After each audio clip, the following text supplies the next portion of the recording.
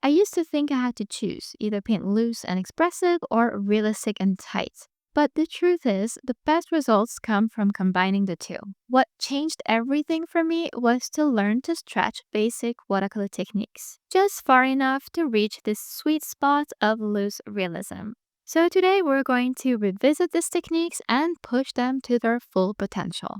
Hi, I'm Françoise. Welcome back to my channel, a resource for loose watercolor and watercolor pencil painting.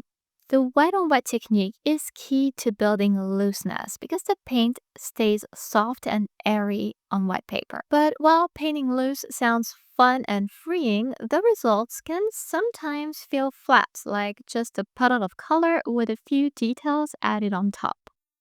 I ran into this struggle early in my journey. I tried to fix it by painting more on dry paper, which helped, but it made my work feel too neat and predictable. And if you felt the same, please let me know in the comments because I think it's pretty tough for anyone starting watercolor. Eventually, I found a better approach, fully leveraging wet on wet. For instance, when you keep working on wet paper, you can sculpt shapes while the paint is still flowing. That way, you get soft edges and loose detail, like I'm doing here with the ripples. They're blending in naturally because the paper is still damp, but I've added more pigment to my original mix so they hold their shape. I don't jump straight from watery to thick paint. Instead, I gradually increase pigment from runny to creamier. The longer I paint on wet paper, the drier it gets. So I match my paint consistency to that bit by bit. If you're not comfortable painting on wet for long, try layering. Start with broad wet on wet washes, let them dry, then wet again, and build up with intention. It's a great way to add loose detail without going too tight. You can see this clearly in the reflections. They're part of the subject, so they should stand out, but not compete with the boat. Since they're just reflections, they shouldn't be crisp or perfect. That's why soft edges are ideal here, and they're easier to achieve when you paint them at the end of the wet on wet stage, when the paper is drying. That way, the paint stays where you put it, but it still looks loose.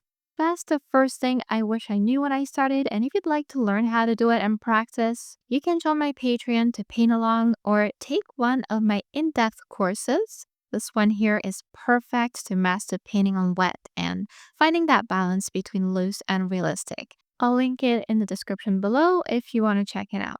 If we can stretch wet on wet, why not wet on dry too? As you know, your main subject should stand out more than the rest, and that's where the wet on dry technique is going to help you. Usually, with wet on dry, it's about shaping things directly. But what really changed the look of my work was playing with edges. On dry paper, we naturally get hard edges. So I started softening some of them with a clean and damp brush, and over time, I've pushed that even further. Because now I even use that technique to intentionally break up shapes. Like here, letting the quinacridone gold bleed slightly into the whites. It's not like that on the reference, but it turns the photo into a painting, still realistic but more expressive. There are a few other things that I do and I notice make a huge difference. And I want to talk about variety, and you've seen it already with how I play with edges and having several types of them in a painting. But I also do this with color. I have a variety. In the water, for example, I didn't just use blue. There's green in there too. In the boat, it's not just dark violet. It would have been boring to just add that dark color alone. So instead, I also added red and quinacridone gold. Same idea with the shapes. I don't trace all lines the same way. That's gonna make a painting look very tight, especially when there's a lot of them. So I break them up in different spots to make them feel more natural and not tight and perfect. That's the kind of thing that you won't see on reference, but that looks good in a watercolor painting. And I showed this and much more in a recent video, so I'll link that next if you'd like to watch. Now let's talk about whites, because how I preserve or paint whites is a huge part of my loose realistic style. Notice how, for instance, I didn't wet or paint the largest white area on the boat at first. That keeps those paper whites fresh and bright, which adds to the loose effect, especially when the edges around them aren't all sharp. I also like creating highlights by lifting paint like I did in the reflections.